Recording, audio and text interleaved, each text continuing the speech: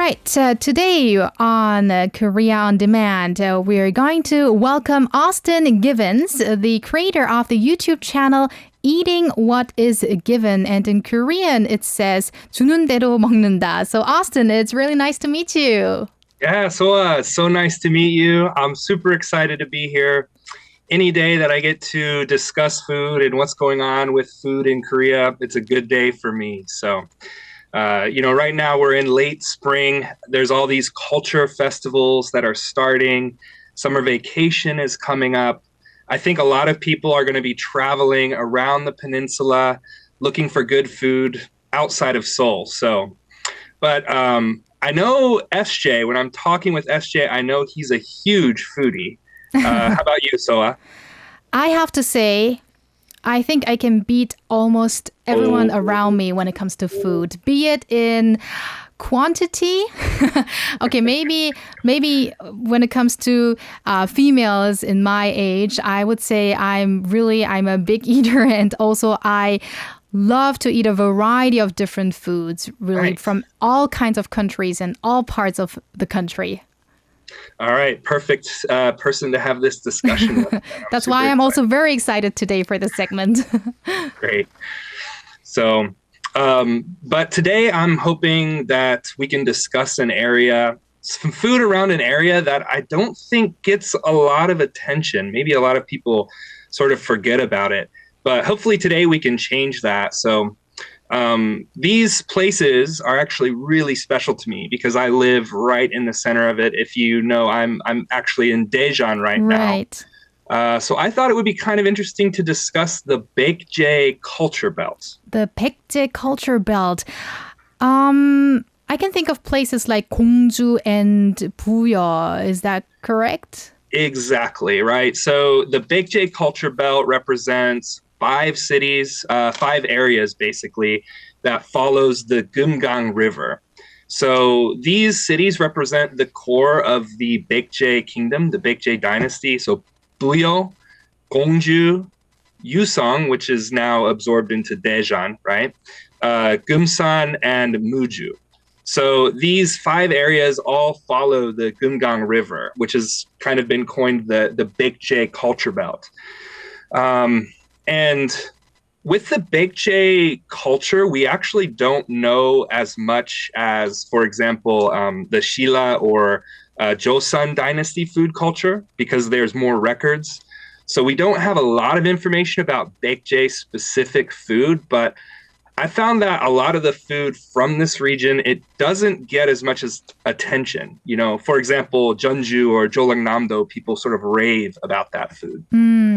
Right. Actually, the Baekje culture belt, it doesn't say much to me either when it comes to food. But if you mention Jeonju, I can think of Jeonju bibimbap and and that. So I'm really interested in what's so special about this region. So you're saying that maybe if we're looking for something a bit different, we could travel there. So what sorts of things can we find in this area? All right, perfect. I'm glad that maybe we can get into some food that you're not quite familiar with. I don't know. We'll see. But yeah, I love encouraging people to go places that might not get as much attention. So let's talk about the Baekje culture belt. These days, I've been trying to kind of cover all 5 cities. And I know it might sound corny, but I'm going to invite you and our listeners. We're going to go on the ferry through the Gumgang River. We're going to just starting in Buyeo. We'll cover all 5 cities, and I want to try to give you guys a recommendation in each city. Sounds great. Yeah, so let's start with Buyeo. So have you ever been to Buyeo? Actually, no, but I really want to go. Nice. I highly recommend it. So Buyeo is full of cultural sites. It used to be the capital of the Baekje dynasty. You can spend multiple days there. It's more than a one-day trip.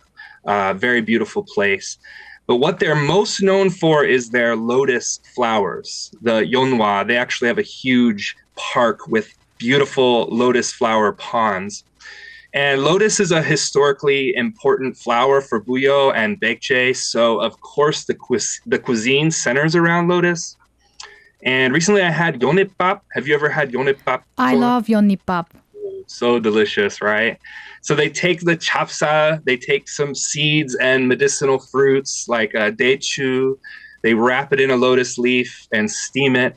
And the rice really catches that strong, fragrant lotus smell, and it makes an incredible meal. For me, I've had yonipap a few places in Daejeon and in Seoul, but in Buyeo, it felt very special. You can really feel the culture there. And they also use a lotus root in a lot of their food, including the tteokgalbi. They grind the lotus root up with the meat to make the tteokgalbi. Really great. I love tteokgalbi and also the yeonnipap. I actually, do you eat the lotus leaf, the thing that's wrapped around the sticky rice? It's really interesting. I'm assuming that you don't, but it's maybe you can teach me. The first time I got it was when I, kind of first came to Korea, and I thought it was like gimbap. It kind of looks like gimbap. So I picked it up with my hands and took a bite. But yeah, these days I see people just unwrapping the leaf. I mean, how about you? Right. Actually, I can't really remember to not having eaten the leaf. I think because I'm from Germany, and I have eaten a lot of Korean, different kinds of Korean foods, but I'm not really good with food history and all of that, and also with what kind of foods are typical for what kind of regions. So many of this is pretty new to me, what you tell us here on the program as well. So I think I actually even ate the leaf before without knowing that you should only eat the inside. I think I can officially say you are not supposed to eat the leaf. Maybe some Korean out there can say, no, it's okay. But yeah, that's maybe a common mistake for foreigners the first time they have it. I did it for sure. I just ate it like gimbap. Right. So our producer is telling us that usually you do not eat the leaf. So I guess that's a good tip for our foreign listeners here. That's right. Nice. All right. So, Buyeo yeonnipap. So let's follow the river then, the journey to Gongju. That's right. So following the river, we're going to go to Gongju now. As someone who lives in Daejeon, I visit Gongju quite often. It's right beside Daejeon. And so I think I can give a really good tip here. In Gongju, I recommend you try maeuntang. So as you know, Gongju is right by that Gumgang River. It's in the middle of the land, surrounded by mountains. And the river fish really influence the cuisine here. And there's recently been a really hugely popular local place that just opened up right along the Gumgang River called Sutugang Maeuntang. Sotugang. I always have trouble pronouncing that. Sotugang Maeuntang. Yeah. This place is really special. It's huge. It's family run. It has a lot of history. And they recently renovated and opened up a really big restaurant right by some beautiful pear field. It's really awesome. But they serve maeuntang in a giant cauldron lid tableside, and it's only 12,000won. So one bonus of kind of getting out of the Seoul area is that really affordable price. But I really can't recommend this place enough. It was absolutely delicious. So 12,000won for one person? Per person, yes. Okay, because usually if you have things like maeuntang, many people eat it together, right? In a big, bowl, I should say. Yeah, and I should mention to get the sujebi there. That's what they're known for. They have the hand-pulled sonmat sujebi that goes into the maeuntang. It's absolutely delicious. So 12,000won. So what would that be in dollars? Roughly. Like $8 to $9. $8 to $9? Yes, so that is pretty affordable. All right, now I'm curious what comes next, because next is Yuseong, as you mentioned before, which is now part of the city of Daejeon. And this is where you live, Austin. So I'm curious what you can recommend us there. Okay, well, they say, maybe I shouldn't say this on the radio. Many people say Daejeon is no-jemshi, right? However, I love living in Daejeon. I think it's a great place to visit. So before we get to the food, I want to recommend one really fun experience. You got to go to the Yuseong hot springs if you're going to be in the Yuseong area. So dating all the way back to the Baekje period, Yuseong was famous for its natural hot springs. It's probably one of the most unique experiences in Daejeon. They have an open air foot spa that anybody can visit. in the public. Oh, Yeah, it's really so foot spa means then you just soak your feet there, and then nice. can you also get some food while you do that? Not while you do that, but I want to recommend a good place to go, Sure. after you soak your feet. So in my mind, it's a Friday night in Yuseong, Daejeon. I'm going to go take a foot bath. And then I'm going to go look for an old school nopo matjip. So do you know what nopo means? Nopo Actually, matjip? I heard of it, but what does it exactly mean? Okay, good. I like that answer. Nopo means that a restaurant has been open for more than 30 years, which symbolizes a generation gap. So if a restaurant survives 30 years, it means the previous generation and the new generation both enjoy the food. So it's going to last for a long time. Call that Oh, nopo matchup. So my favorite area is actually near the Yuseong 5-day market, pretty close to the foot spa. And in this area, you're going to find a whole bunch of Dweetgoki restaurants. Now, not bulgogi, but Dweetgoki. 뒷고기. Have you ever heard of Dweetgoki? Again, I heard of it, but I'm not sure. Tell us more about it. Okay, nice. So, actually, Dweetgoki is interesting. It has two histories, but you can think of it basically as small cuts of meat that are from kind of less desired pieces. So, Oh, I yeah, know. Like instead of intestines. not No? intestines, actually, that would be called busokgoki, which is also delicious. But this is actually the meaty parts. But instead of moksal and samgyeopsal, you're getting pieces of like cheek meat or maybe the ends of the moksal. Oh.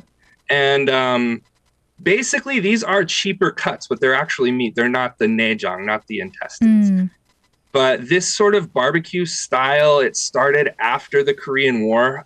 Koreans were seeking cheaper protein options. And the reason it's called Dweetgoki, right? Dweet means back, goki means meat. It's because after the Korean War, the first major butcher factory opened up around the Gimhae area.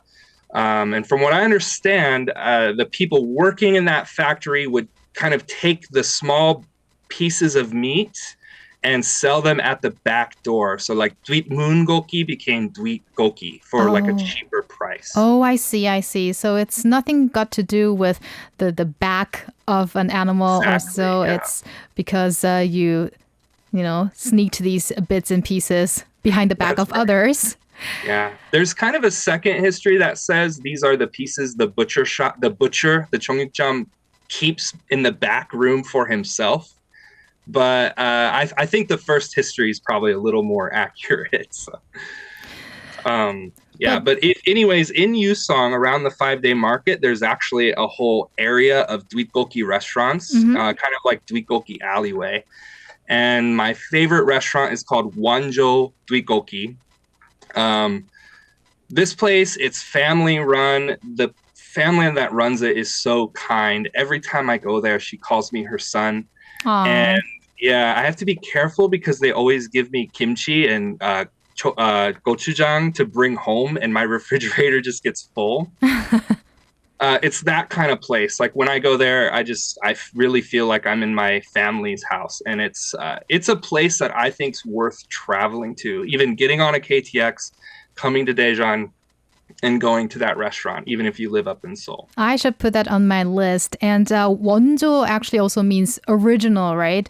So Yes. if you really want to taste the original 뒷고기, this place, I guess, is the place to go. And I'm really curious about maybe I already tried 뒷고기 out myself, but I'm just not really sure how different it tastes from samgyeopsal or moksal or other parts. But it's interesting that it seems to be really good while it's much cheaper than the other parts. So Yeah, actually, everyone I should try it out. prefer it. Yeah, I prefer it because it's got this texture. It's a little chewy, like churgi as they say in Churgi, Korean, right? Samgyeopsal can be so soft and pleasant, but the tteokbokki can have a really nice meaty chew. It's a pleasant chew. It's not gristly, but it's really good. I like it. All right, so now let's follow the river again. What would come next? All right, so now we're gonna take our Baekje ferry down to Gumsan, and this area is really famous for an ancient dish that used to be loved by royal merchants who sold, well, I don't know. So can you guess? What do you think way back in the Baekje Dynasty, what were the merchants selling from Gumsan? Any idea? Gumsan is a mountain, right? Yes. Well, it's a mountain area. There's also the Gumsan-shi. There's a city there too. Maybe mushrooms? That is a really good guess, actually, but it is not what I'm looking for. Okay, what is it? So the answer is Insam. This area is packed with ginseng farms. Ginseng farms are all over the place. And because of that, the food culture in this little area is very unique. So restaurants there are famous for serving insam twigim, so deep fried ginseng. They also have something called oljuk, and one of my favorite Korean words to say, they have a dish called dori bangbangi. Dori bangbangi. Yeah. So have really you ever cute. had, yeah, dori bangbangi. Have you ever had dori bangbangi before? I don't remember. I know how it looks like. I saw it in pictures. I got it. Yeah. So the clean Gungang River, it's filled with this tiny little fish called bingo. And bingo in English is a smelt fish. I had bingo. Yeah. Bingo twigum, or how did you have it? Twigim and also without the twigim. Oh, you had it just hue? Bingo hue? I suppose I had hue as well. Wow. Okay, that's awesome. You know, I tried all kinds of foods out. The problem is I don't remember the names of them. I got it. I see. Well, I think you would remember bingo hue because when you eat it raw, they don't kill the fish. So you literally eat a moving fish. Then I might really not have amazing. tried it. I only had the living octopus. Yeah, we're going kind of deep here. Yeah. Oh, sannakji is also good. Yeah.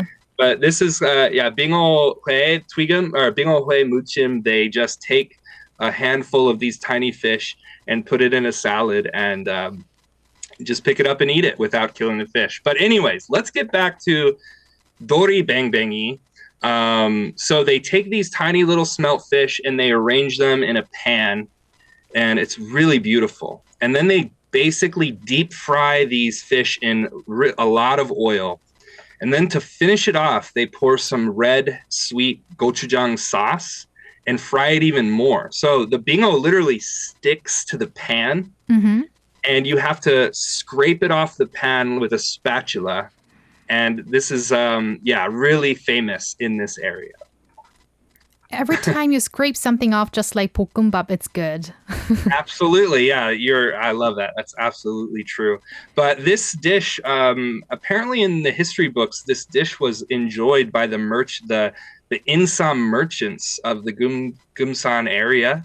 And yeah, it's a beautiful dish, and I think it's absolutely delicious. So everyone should try dori bangbangi. Dori bangbangi. So it's a delicious dish and also a very ancient dish. So now let's move on to one more Baekje culture belt area you want to share, Austin. I think it's Muju. That's right. Muju, we're at the end of the Baekje culture belt. So in Muju, there is an amazing amount of food. It's incredible. It's actually part of Jeollabuk-do, and the cuisine really reflects this. So if you go there, most of the restaurants have tons of banchan, tons of side dishes. One thing I can recommend is the bosot jungle, the mushroom jungle here. They have more mushrooms than I've ever seen in my life, different types. But this time I want to recommend something called charhuk origui. I hope I'm saying that correctly. Charhuk origui? Yeah. Have you ever had this before, Soa? Again, I don't know how many times I'm repeating myself, but I know maybe I shouldn't ask you. I know origui for sure. Yeah. I've had a lot of origui, but I don't know if I had charhuk origui. What's so special about this one? So charhuk ori, maybe it's not origui because you don't grill it. Maybe that's my mistake. I think it's just charhuk ori, maybe. Mm-hmm. But I should have double checked that. They take a whole duck. This is really, really unique dish. They take a whole duck and then they cover it in clay, like raw clay. and then they bake it in a super hot oven for about 4 hours. It's a really unique dish. I'm really surprised it doesn't get a little more attention. But they also stuff the duck with chapsal and daechu, kind of similar to the yonebap, right? And so it's basically a roasted duck. And I remember the first time I had this was during Thanksgiving Day in America. My wife and I were looking for something that similar to a turkey. And we heard about charhukgui, roasted duck. So we had a roasted duck for Thanksgiving Day, American Thanksgiving. Pretty similar. And I think they call it ori charhukgui. Okay, it is charhukgui. Okay. But I guess the ori is at the front, ori charhukgui. Ori charhukgui. All right, yeah, thank you for... I love making mistakes. Mistakes are great because you can learn. That's how we learn, right? Good point. And why do they actually bake it inside the charuk? Well, I think what it does is the clay compresses the moisture of the duck, right? So when they break open that clay, the bones literally just peel off of the meat. It's super soft, moist, delicious duck. So the thing is, if you want to experience this dish, it might be a little bit difficult, but you have to prepare. It takes about 4 hours to cook. So you have to find a restaurant that prepares this and you have to make a reservation. You can't walk into a restaurant and get this dish. Oh, I see. So you make a reservation and say, okay, tomorrow we're going to have this ori charhukgui. Yeah, I think it's definitely a good thing to go with friends or family, order it ahead of time. Yeah. Okay, and would there be anything else you would love to recommend that you couldn't do before? Oh, yeah. Okay. So we're talking about maybe the Baekje culture belt. I want to talk about oljuk. So oljuk is also a dish that's really famous in this area. And what they do is they take freshwater fish and they boil it for a really, really long time. The fish itself actually becomes like a porridge, almost like chuotang. You can think of chuotang, but instead of chuo, they're using things like megi or like catfish and maybe sogari places. But what's interesting about this dish is it usually comes with either rice or noodles in a kettle at your table. And my favorite spice to add to this dish is something called sancho or JP, either one of those. Soha, have you ever heard of sancho before? Yes, I had it inside the chuotang. Yeah, I think this is something that I am familiar with. Hey, yeah, we got something nice. What do you think of the taste? Do you like the sancho taste? I love it. I love it. Oh, nice. Yeah, it's actually similar to maratang. If you like the Chinese food the mara mat, you can get the Korean version of it in sancho or JP. But it's great with fish dishes. But in Gumsan, if you get oljuk in any of the other cities, it's sancho. But if you get oljuk in Gumsan, they actually add insam. They add ginseng to the soup, which is really, really wonderful. Okay, Austin, you're making me certainly hungry now, especially at this time of the day. I'm so sorry. Oh, no, you shouldn't be sorry for that. Thank you so much for introducing us to all of these great foods in the Baekje culture area. So I think everyone should make a trip soon to the area. And thank you so much for your time today, Austin, and hope to talk to you again soon. Yeah, thank you so much, Soa. I hope we can chat more about some food in the future. That'd be great. Sure, would love to do that. Have a great weekend. Thanks. Yep. You can listen to Korea Now with me, SJ Lee, by downloading the Arirang radio application or tune in online by visiting www.arirangradio.com. So make sure you tune in Mondays through Fridays, 6 p.m. to 8 p.m. Korea time.